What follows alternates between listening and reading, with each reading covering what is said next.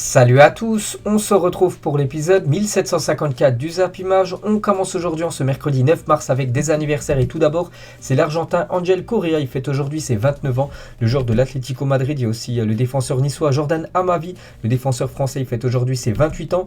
Dalem Blind, un défenseur néerlandais. Donc pour lui aujourd'hui ça sera 32 ans. Il y a aussi Youri Djorkaeff, ancien joueur de l'équipe de France, 54 ans aujourd'hui. Et pour finir c'est Pedro Neto, un jeune portugais, il fête aujourd'hui ses 22 ans. Il y a une équipe aujourd'hui qui fête son anniversaire, tout simplement. C'est l'Inter Milan qui fête aujourd'hui ses 114 ans d'histoire. Donc 19 Serie A remportées pour cette équipe de l'Inter Milan. 7 Coupes d'Italie, 6 Super Coupes d'Italie, 3 Ligues des Champions, 2 Coupes intercontinentales, une Coupe du Monde des clubs, 3 fois l'Europa League et une Super Coupe d'Europe. Un bon anniversaire à cette équipe de l'Inter. Et on va parler bien sûr de cette équipe de l'Inter Milan, mais cette fois-ci avec un résultat d'hier. C'était un match de Ligue des Champions, 8e de finale retour. C'était du côté de Anfield, Liverpool contre l'Inter. Et l'Inter s'est imposé 1-0 dans ce match du côté de Liverpool. Donc Lautaro Martinez, buteur à la 61e minute, mais ça n'a pas suffi pour l'Inter Milan pour se qualifier pour les quarts de finale, vu qu'au match aller, Liverpool s'est imposé 2-0. Du coup, c'est bien Liverpool qui se qualifie. L'Inter Milan déjà éliminé de cette Champions League. N'oubliez pas que c'est quand même le dernier champion d'Italie, puis il saute dès les 8e de finale cette saison. C'est dommage parce qu'ils avaient l'espoir de revenir, parce que Martinez à la 61e minute, il marque le but. Et 2 minutes après, Alexis Sanchez reçoit un deuxième carton jaune, synonyme de carton rouge. Après, ça a été beaucoup plus compliqué pour l'Inter Milan bien sûr d'essayer de revenir avec un joueur en moins. On peut voir les stats de la partie. Donc il y a eu la domination possession de balle bien sûr pour Liverpool, souvent en Anfield. Liverpool a le plus le ballon, 12 tirs pour Liverpool, 7 seulement pour l'Inter, mais c'est bien l'Inter qui a été plus efficace devant le but. Et l'Inter n'a plus dépassé le 8e de finale de Ligue des Champions depuis 11 ans. C'est en 2010-2011 après avoir sorti le Bayern Munich. C'est que cette équipe de l'Inter, les gars, beaucoup de mal ces dernières années.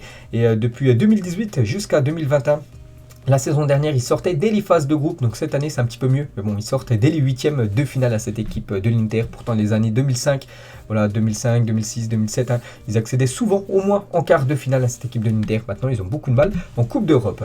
Lautaro Martinez vient d'inscrire son premier but en Ligue des Champions cette saison, et quel but, l'unique but synonyme de victoire, et quand même élimination pour cette équipe milanaise. Et on peut voir que l'homme du match c'est Milan Skriniar qui a été élu homme du match de ce Liverpool Inter Milan hier soir. Et l'Inter est la première équipe comme de la saison à faire tomber Liverpool à Anfield, toute compétition confondue. Malheureusement, ça n'aura pas suffi pour la qualification, vu qu'il y a eu seulement une victoire que 1-0, alors qu'au match aller, il y avait eu 2-0 pour les Reds. Et en 29 matchs cette saison, à Anfield, toute compétition confondue, Liverpool n'avait pas encore goûté à la défaite. Chose faite hier contre cette équipe italienne. Et Liverpool avait remporté ses 7 matchs cette saison. En Ligue des Champions, les 6 en poule et le match aller et la coup d'arrêt pour l'équipe de Liverpool. Bon, il y a quand même la qualification, donc c'est ça le plus important. Donc les stats cette saison, 8 matchs et 7 victoires, une défaite. Celle d'hier, 19 buts marqués, 7 buts encaissés par cette équipe de Liverpool sur cette saison 2021-2022 de Champions League. Liverpool du coup se qualifie pour les quarts de finale. Et en 4 saisons, Georgian Cup a maintenant atteint le stade des quarts de finale de Ligue des Champions pour la 4e fois. Donc en 2017-2018. Il s'est incliné bien sûr en finale, vous vous souvenez, contre le Real Madrid. La saison d'après, victorieux contre Tottenham en finale. Donc en 2020-2021, ils étaient éliminés en quart de finale. C'était l'Atlético Madrid qui les avait fait tomber. Puis cette saison, on verra où va aller bien sûr cette équipe de Liverpool. Et Sadio Mané devient le premier joueur sénégalais à atteindre la barre des 50 matchs en Ligue des Champions. Légende totale, bien évidemment, Sadio Mané. On peut voir les joueurs sénégalais qui ont disputé le plus de matchs de Ligue des Champions. On peut voir Sadio Mané, il a dépassé le cap des 50 matchs. Des crampons d'Alexis Sanchez sur le genou de Thiago Alcantara, ce qui lui a valu un carton jaune, synonyme après de carton rouge pour Alexis Sanchez. Dommage parce qu'il a pénalisé totalement son équipe qui aurait pu faire un magnifique comeback, parce qu'il y aurait eu la place. Il reste encore une demi-heure. L'Inter aurait pu marquer ce deuxième but, synonyme de prolongation. Mais à cause de ce rouge, ça a été beaucoup plus compliqué. On va parler de l'autre match. Donc j'ai pas vu ce match, j'ai plus regardé Liverpool. Mais j'aurais peut-être dû regarder ce match tellement qu'il y a eu de buts, tellement qu'il y a eu de spectacles du côté du Bayern Munich. Donc le Bayern recevait l'équipe de Salzbourg. Donc au match aller, 1-1. Donc j'avais dit dans ma vidéo pronostic lundi soir, j'avais dit déjà que pour moi le Bayern allait s'imposer. Quand le Bayern doit répondre présent, ils répondent souvent présent. Ils ont répondu présent hier avec une grosse victoire, une énorme victoire, 7-1 contre l'équipe autrichienne. Donc Sané, Gnabry, un but, Müller, un doublé et Lewandowski, un triplé. Incroyable cette victoire du Bayern Munich. Regardez les stats du match. 70% de possession de balle pour le Bayern Munich, 18 tirs, 9 tirs cadrés, 7 buts quand même, pour vous montrer l'efficacité des buteurs du Bayern Munich. Donc rien à dire les gars, victoire logique et méritée du Bayern qui accède une nouvelle fois, on peut dire, au quart de finale de la Champions League. Et l'addition est salée pour cette équipe autrichienne du Red Bull Salzbourg. Donc on va parler cette fois-ci de l'homme qui a été... merveilleux, on va dire hier, bien sûr, c'est Robert Lewandowski, et beaucoup de records aujourd'hui pour Lewandowski. Tout d'abord, record, Robert Lewandowski vient d'inscrire le triplé le plus rapide de l'histoire de la Ligue des Champions. Il lui a fallu seulement 22 minutes pour marquer un triplé en Ligue des Champions. C'est tout simplement un record dans l'histoire de cette Champions League. Donc on peut voir que ces 3 buts ont été inscrits en l'espace de 10 minutes, mais en seulement 22 minutes. De début du match, il a déjà inscrit un triplé. Félicitations à lui. Et une première mi-temps XXL de la part de Robert Lewandowski. Donc 8 passes réussies, 8 ballons touchés dans la surface adverse, 6 tirs, 4 tirs cadrés, 3 buts pour l'attaquant polonais. Et bien évidemment, il a reçu le trophée d'homme du match à la fin de la partie. Donc il a marqué 3 buts. Il a délivré aussi une passe décisive à la 86e minute, donc dans les dernières secondes, dans les dernières minutes de la partie, 2 pénaltys obtenus par l'attaquant polonais. Et du coup, on peut voir les joueurs qui ont réalisé le plus de triplés dans l'histoire de la Ligue des Champions. Donc Lewandowski, maintenant, il a 5 triplés différents. Donc le record, c'est toujours Messi et Ronaldo, 8 triplés pour les deux monstres du football. Et 67e but en Ligue des Champions pour Robert Lewandowski avec le Bayern Munich. Félicitations à lui les gars, rien à dire.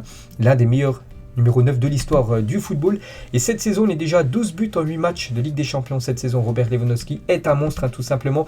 Et du coup, il dépasse Sébastien Haller, l'ancien meilleur buteur de la Ligue des Champions. Donc il a 11 buts, Sébastien Haller. Mais bon, l'Ajax n'a toujours pas joué son match retour. Donc Lewandowski, du coup, passe actuellement en tant que meilleur buteur de cette édition de Champions League. Et seuls 3 joueurs ont marqué plus de 10 buts en 3 campagnes de Ligue des Champions. Donc Ronaldo, en 7 campagnes différentes, il a marqué minimum 10 buts. Donc pour montrer aussi l'exploit de Cristiano Ronaldo, n'oubliez pas, meilleur buteur de l'histoire de la LDC. Messi, 5 fois. Et Lewandowski, du coup, c'est la 3e fois dans une campagne de Ligue des Champions qui marque minimum 10 buts. Félicitations à lui. Et Robert Lewandowski, pour vous montrer ses stats totalement folles. Donc il a inscrit minimum 40 buts lors de ses 7 saisons consécutives. Donc cette saison, il est déjà 42 buts. Donc toute compétition confondue avec l'équipe du Bayern Munich. Donc déjà 42 buts. La saison dernière, c'était 48 buts. On peut voir qu'à chaque fois, c'est minimum 40 buts pour Lewandowski. Ça fait 7 saisons consécutives que ça lui arrive. Pour l'attaquant polonais, il mérite un ballon d'or, bien sûr, Robert Lewandowski. Une petite comparaison avec les autres meilleurs buteurs. Donc Lewandowski, j'ai dit, c'est 42 buts. Et le deuxième, c'est Benzema et Salah, 27 buts. Pour vous montrer la différence, il y a quasiment, je crois, ça fait 15 buts d'écart entre le premier et les poursuivants. Donc après, c'est très regroupé. Mais on peut voir les Lewandowski, comment il prend le large dans ce classement. C'est incroyable. Et toujours avec lui, donc Lewandowski dépasse Gerd Müller pour devenir le meilleur buteur de tous les temps du Bayern Munich en Coupe d'Europe après son coup du chapeau aujourd'hui. Donc Gerd Müller, il avait le record avant avec 66 buts en 74 matchs du côté du Bayern Munich. Et maintenant, c'est Lewandowski, 68 buts en 77 matchs. Donc c'est le meilleur buteur de l'histoire du Bayern en Coupe d'Europe. Et quelle saison encore, un meilleur buteur du top 5 Europa, meilleur buteur de la Ligue des Champions, bien sûr, monsieur Robert Lewandowski. On va parler aussi de ce joueur qui a inscrit lui aussi des buts, et il en a inscrit 2 hier. C'est Thomas Müller en grande forme face à Salzbourg. 75% de passes réussies, 100% de tirs cadrés, 75% de dribbles réussis et aussi 63% de duels gagnés. L'Allemand répond toujours présent du haut de ses 32 ans. Et on peut bien évidemment ajouter dans ces statistiques 2 buts pour le joueur Thomas Müller. Et du coup, avec ces 2 buts, il dépasse Thierry Henry et devient seul 7e meilleur buteur en Ligue des Champions avec 51 buts. Le patron de cette équipe du Bayern Munich, bien sûr, Thomas Müller. Donc Henry était à 50. Donc maintenant, Thomas Müller est à 51. Donc voilà, un petit exploit de plus pour le joueur Thomas Müller. Et la belle histoire d'amour. Donc Thomas Müller, toujours buteur et présent dans les raclés 7-1. Vous vous souvenez bien sûr de ce Allemagne-Brésil 7-1 où il avait été buteur. La même chose hier lors de ce match aussi où le Bayern s'est imposé 7-1. Il a aussi de nouveau, il a été buteur. Et toujours avec Thomas Müller, donc joueur ayant disputé le plus de matchs en phase d'élimination directe de Ligue des Champions. Et on peut voir qu'actuellement, il a 61 matchs. Voilà, donc il est actuellement à la 5e position des joueurs qui ont disputé le plus de matchs lors des matchs élimination directe de Champions League. Donc toujours le record, le premier c'est toujours Ronaldo, 84 matchs. Lui aussi, il a été buteur, c'est Leroy Sané, je crois qu'il a inscrit le dernier but de cette partie. Donc il réussit parfaitement sa Ligue des Champions 2021-2022. On peut voir voilà, tous les derniers matchs, à chaque fois il a été décisif. Soit un but, soit une passe D, bien sûr, pour Leroy Sané. Et c'est un 10 sur 10 pour Julian Nagelsmann ce soir, le coach. Le coach allemand, il avait tenté un gros défi, tout simplement, de mettre quasiment que des joueurs offensifs. Nagelsmann est arrivé avec 6 joueurs offensifs sur le 11 de départ. Donc voilà, les joueurs, ils ont répondu présent, les gars. Donc Lewandowski, 3 buts, une passe D. Thomas Müller, 2 buts. Leroy Sané, un but et 2 passes décisives. Kingsley Coman, une passe D. Et Serge Gnabry, un but. Donc voilà, il a pris le risque de jouer avec beaucoup de joueurs offensifs. Et ça a porté ses fruits, vu comme on peut voir l'énorme victoire du Bayern hier, 7-1. Lucas Hernandez qui a joué 1 heure de jeu, il a commencé titulaire, il est sorti à la 60e. On n'était pas dans une bonne période, parce qu'oubliez pas que le Bayern a concédé le point du match nul contre le Bayer Leverkusen en championnat il y a quelques jours. Mais on a montré ce qu'on veut. Il y a eu beaucoup de critiques, mais dans le vestiaire, on est confiant, on est toujours vivant, on est là, on est le Bayern Munich. Et Kingsley Coman, il a dit on avait à cœur de se rattraper, on a tout donné. C'est bon pour la confiance, c'est notre meilleur match en 2022, on a de grandes ambitions. Et sur ce genre de match, on montre qu'on est une grande équipe, bien sûr. Voilà, on ne présente plus cette équipe du Bayern Munich, une sacrée team, un rouleau compresseur. Regardez une petite photo de Kingsley Coman, regardez le visage du gardien de Salzbourg quand il a arrêté le ballon.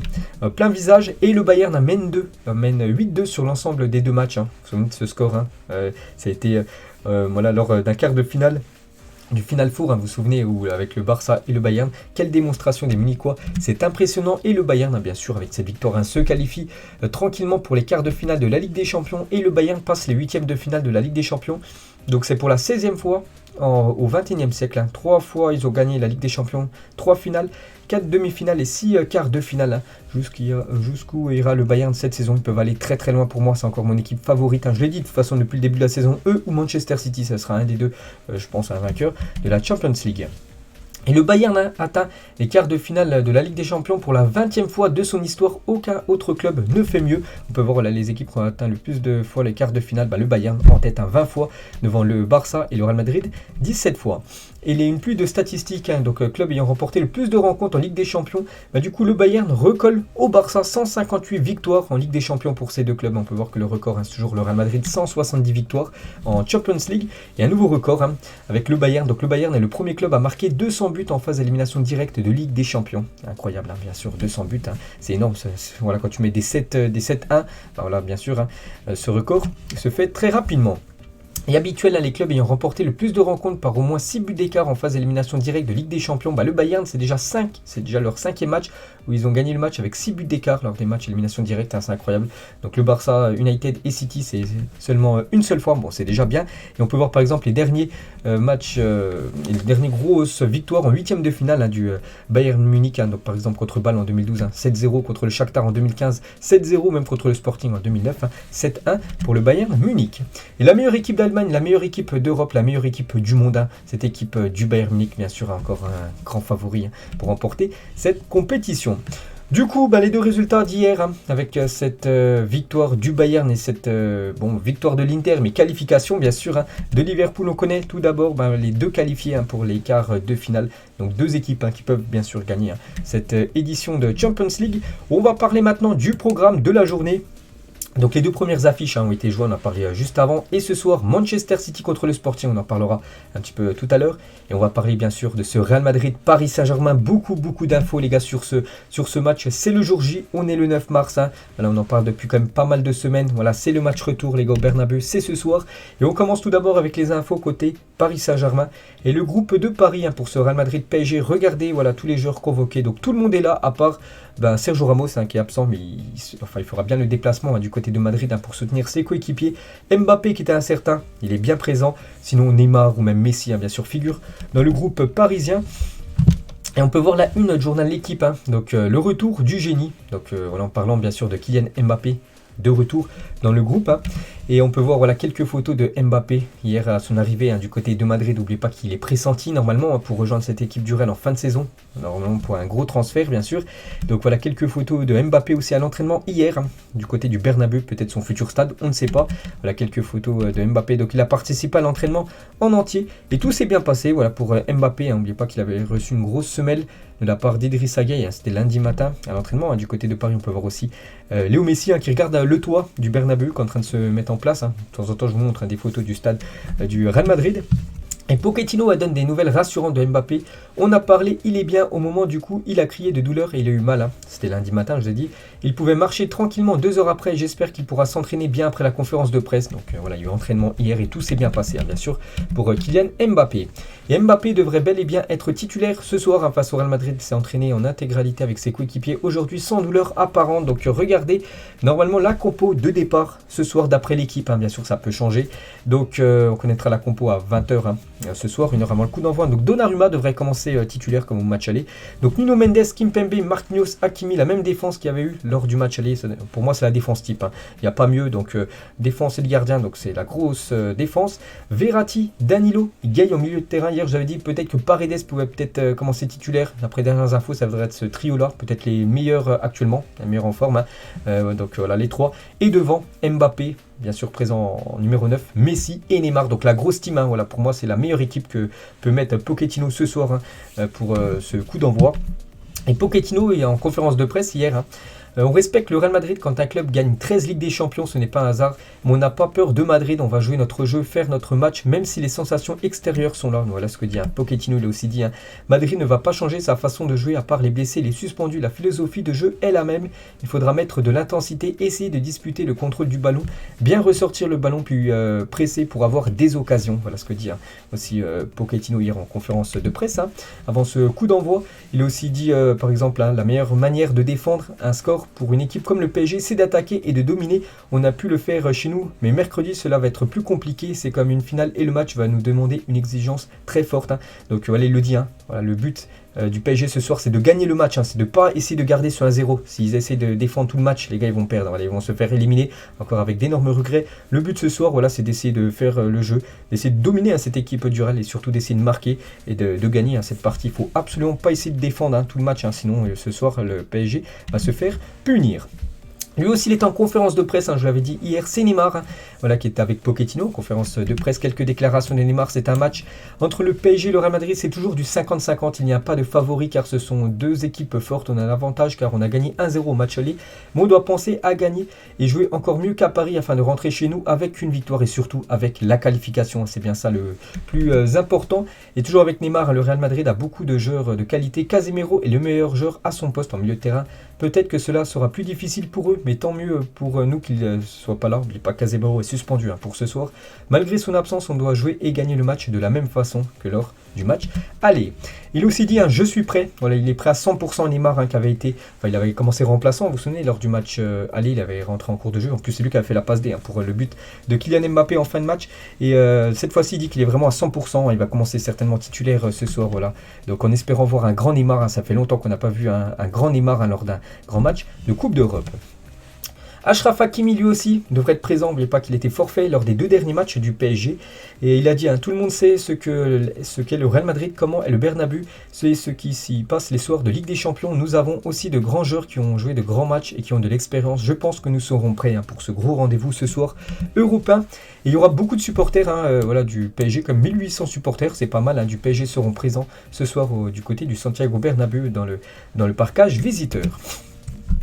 Côté les gars, Real Madrid, quelques infos concernant cette équipe espagnole. Bien sûr, les unes des journaux consacrés au Real Madrid, ça parle bien sûr de ce match.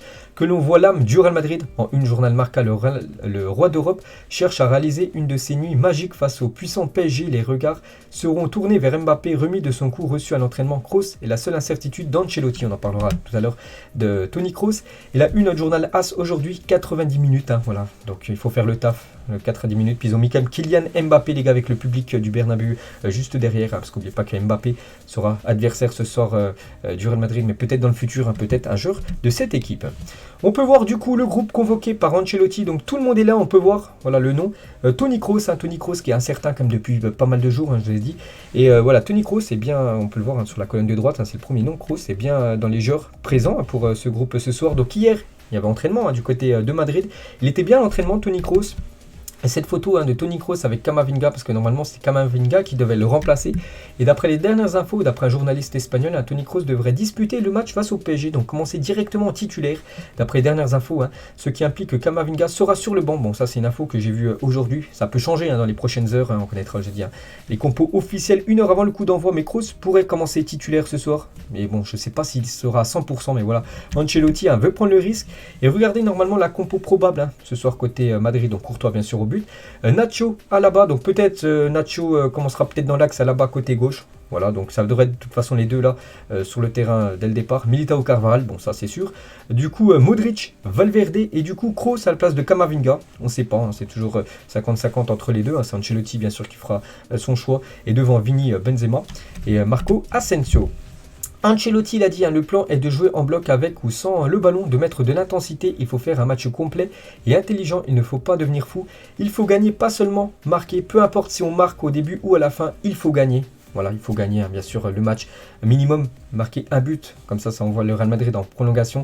Et voilà, s'il y a 2, 3, 4-0 ou même 4-1, bien sûr, le Real Madrid ira directement en quart de finale. Et toujours avec Ancelotti, on a fait un mauvais match à Paris, mais on est persuadé qu'on va faire un grand match ce soir. Le match aller nous a blessés et cette équipe a beaucoup d'orgueil, notamment pour tout ce qu'elle a fait en Ligue des Champions. Voilà ce que dit Ancelotti, bien sûr, il veut absolument se rattraper par rapport à ce match catastrophique qu'avait fait le Real Madrid au match aller. Bon, ils avaient été punis seulement que d'une défaite 1-0. Heureusement que Courtois avait fait un énorme match lors du match. N'oubliez pas qu'il avait arrêté un penalty de Léo Messi. Et Luka Modric avant le match contre le PSG, on joue gros tous les deux. C'est vrai que ce soir, il y aura une équipe qualifiée, il y aura une équipe déjà éliminée dès les huitièmes de finale de la Ligue des Champions entre ces deux monstres européens. Alvaro Benito, il a dit le PSG doit sentir dès les premières minutes qu'il peut se faire éliminer.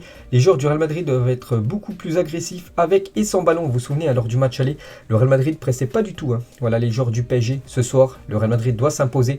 Je pense, moi je vous ai dit, le match, je pense vraiment qu'ils vont mettre une énorme pression sur le Paris Saint-Germain pour essayer de marquer le plus rapidement possible en espérant que le PSG tienne. Et moi je vois bien le PSG contrer quand même cette équipe du Real et leur faire énormément de balles en contre-attaque.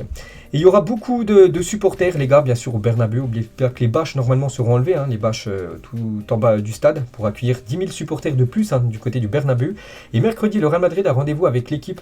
Notre match commence à 19h au Sacred Heart. Donc, que le Real Madrid ressente la chaleur et la confiance de ses fans à ne pas manquer. Donc, en gros, le bus du Real qui va arriver du côté du Bernabeu, en gros, ça pourrait être cette image-là, les gars, avec beaucoup de supporters autour pour vraiment essayer d'amener de la force, on va dire, aux joueurs madrilènes avant le coup d'envoi. Et nous sommes les rois d'Europe, le tifo prévu au Bernabeu pour la réception du Paris Saint-Germain. Voilà cette banderole qui sera présente bien sûr ce soir au Bernabeu.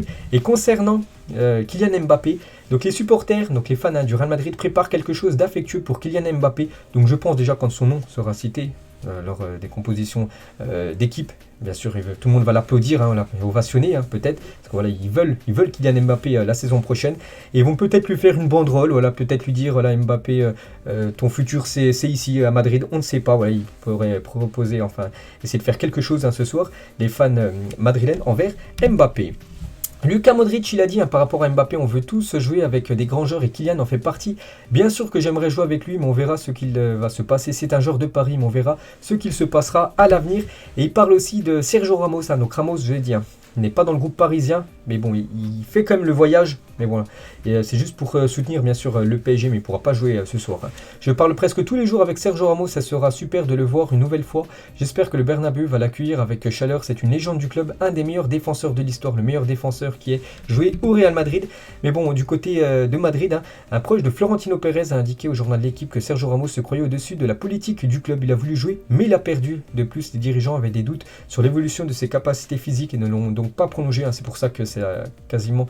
quand il a quitté l'équipe du Real Madrid, il y a quelques mois, c'était pas non plus un clash, mais bon, lui voulait rester du côté du Real, mais voilà, il voulait toucher beaucoup d'argent et surtout avoir un contrat de 2 ans. Le Real Madrid ne voulait pas, et du coup, en gros, maintenant le Real dit qu'ils ont très bien fait d'avoir laissé filer un Sergio Ramos, parce qu'on peut voir qu'il a quasiment pas joué cette saison du côté de Paris. Et 834 jours plus tard, le PSG sera à nouveau au Santiago Bernabéu pour un match de Coupe d'Europe. La dernière fois, c'était le 26 novembre 2019, un jour qui a marqué un tournant dans la carrière d'Eden Hazard au Real Madrid, parce que Hazard avait commencé titulaire ce match, il avait été blessé. Et après, on a su que ça a été beaucoup plus compliqué pour Eden Hazard qui a dû être opéré, puis il n'a jamais réussi à revenir. C'était Thomas Meunier, un collègue, un compatriote belge de Eden Hazard qui l'avait blessé lors de ce match de Champions League. Et un match dans le match, bien sûr, les deux trios s'affrontent ce soir, le trio du Real et le gros trio du Paris Saint-Germain. La petite photo aussi, les retrouvailles entre Mbappé et bien sûr Karim Benzema, les deux attaquants français. Et Guy Stéphane, l'adjoint de Didier Deschamps, sera à Madrid pour ce Real Madrid PSG ce soir en Champions League. On va parler cette fois-ci du match City Sporting. Donc n'oubliez pas que City s'est imposé 5-0 au match et les Pep Guardiola croient encore à un suspense pour le match retour face au Sporting. Il a dit bien sûr, nous avons réussi à un résultat incroyable au match aller, nous avons gagné 5-0 du côté du Sporting, mais rien n'est encore fait, le football est imprévisible. Bon après voilà, je vois pas du tout comment le Sporting pourrait remonter 5 buts, c'est quasiment on peut dire impossible. On va parler aussi de l'Europa League ce soir, 2 matchs d'Europa League. Les matchs, je crois, coup d'envoi à 18h30, 18h45. J'ai plus l'heure exacte, donc c'est avant les matchs de Ligue des Champions. Il y a l'équipe française qui joue ce soir. C'est l'équipe de Lyon qui se déplace du côté de Porto. Donc Porto-Lyon et aussi Betis-Séville contre Francfort ce soir. Les 2 matchs ont lieu en même temps. Donc voilà, on peut voir la une journal l'équipe. Version OL, dompter les Dragons. Voilà, on peut voir bien sûr le choc entre peut-être Pépé et Lucas Paqueta, le joueur lyonnais. On peut voir le groupe de Lyon qui se déplace à Porto en 8e de finale d'Europa League, absent de marque, donc Boateng, Cherki et Diomende. On prend la direction de l'Espagne, on retourne en Espagne bien sûr. Et la une cette fois-ci du journal Sport, donc ça parle bien sûr du gros match ce soir, PSG, Real Madrid. Voilà, ce journal Sport c'est plus un journal sur le Barça. Et Haaland, c'est possible en une aujourd'hui, en ce 9 mars, et la une journal Mondo Deportivo, toujours plus un journal sur le Barça. Haaland, 250 millions d'euros, voilà ce que coûterait Haaland bien sûr à l'équipe du FC Barcelone, tout compris, le salaire, les commissions pour son père, pour son agent, tout ça, ça pourrait monter jusqu'à plus de 250 millions d'euros. Donc bien sûr, c'est une énorme somme.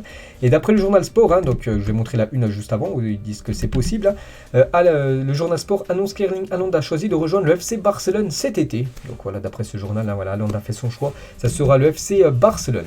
Toujours avec le Barça, il prévoit de rendre un hommage à Léo Messi au Camp Nou en 2024 à l'occasion des 125 ans du club. L'Argentin devrait être invité pour l'occasion. Voilà une petite info concernant Léo Messi. Je ne sais même pas s'il a pu dire au revoir au Camp Nou. Donc non, il a dû quitter, je crois, le club du jour au lendemain. Vous vous souvenez, il avait fait cette conférence de presse. Il avait rejoint l'équipe du PSG quelques jours après. Donc il pourrait avoir un hommage, bien sûr, à Léo Messi, qui est une légende totale du côté de Barcelone. Et toujours avec le Barça, devrait disputer une saison à Montjuic le temps des travaux au Camp Nou.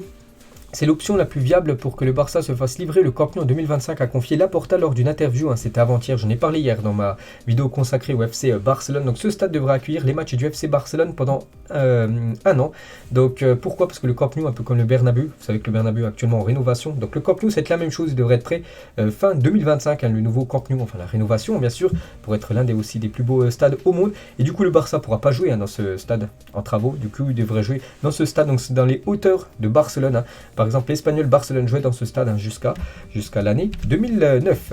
Martinelli, les gars, il a dit: quand j'ai vu Ronaldo contre United, j'ai eu du mal à croire qu'il était vraiment là. Je l'ai vu et je me suis dit: waouh, c'est Cristiano. Je suis un peu timide, donc je n'ai rien dit. Je lui ai serré juste la main, mais jouer contre mon idole montre que j'ai réussi, bien sûr, voilà, de jouer contre l'un des meilleurs joueurs de l'histoire du football. Et toujours avec Arsenal, les gars, les joueurs d'Arsenal pourraient toucher chacun une prime allant jusqu'à 600 000 euros s'ils venaient à se qualifier en Ligue des Champions. Et actuellement, c'est bien parti, parce que regardez le top 5 actuellement de Première Ligue. Et Arsenal, plus pas, c'est les 4 premiers qui se qualifient directement pour la future Ligue des Champions. Et Arsenal actuellement 4e, donc un point de plus sur Manchester United, mais 3 matchs en retard par rapport à l'équipe de Manchester United. Voilà, ils ont 25 matchs joués et Manchester United en a 28. Donc voilà, il reste encore 13 matchs jusqu'à la fin de la saison pour Arsenal. Donc voilà, Arsenal très bien parti, les gars, pour jouer cette future LDC, retrouver la Ligue des Champions et aussi toucher une énorme prime, bien sûr, ce qui motive les joueurs. Inaki Williams a refusé de jouer pour le Ghana. Il a dit: je n'oublierai jamais mes racines familiales, mais je me sens basque et je ne peux arnaquer personne. Je serai à l'aise avec le Ghana, j'en suis sûr, mais je ne peux pas trahir ma culture et mon éducation. C'est pour ça qu'en gros, il ne jouera pas avec le Ghana et qu'il va jouer bien sûr avec la sélection espagnole. Selon Globo, le City Football Group aurait fait une offre de 200 millions de dollars pour acheter 51% des parts du club brésilien d'Atlético Mineiro, qui a remporté le dernier championnat du Brésil, cette équipe brésilienne bien sûr. Donc le City Football Group a déjà Manchester City, l'équipe de 3 et aussi le New York City en MLS. Voilà, ils ont pas mal de clubs, je crois qu'il y en a 7 différents. Ils pourraient du coup maintenant acheter de nouveau une équipe, cette équipe brésilienne.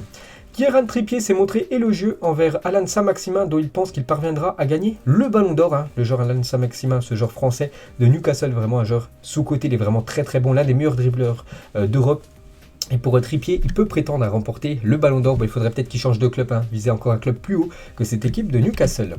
Le classement des influences du week-end en Ligue 1, on peut voir où il y a le plus de monde, c'est du côté de Marseille.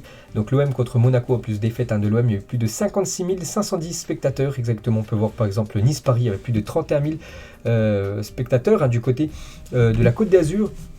On peut voir aussi la suite du classement, il y a le moins de monde, c'est du côté de Reims-Strasbourg, 10 000 personnes. Toujours avec l'OM, donc ils écopent d'une amende de 40 000 € par l'UEFA suite à plusieurs incidents survenus face à Karabakh, donc 18 000 € suite à la banderole hostile à l'Azerbaïdjan, 13 000 € pour encombrement de zones de circulation du public et 9 000 € pour utilisation de fumigènes. Donc voilà, grosse amende pour le club phocéen.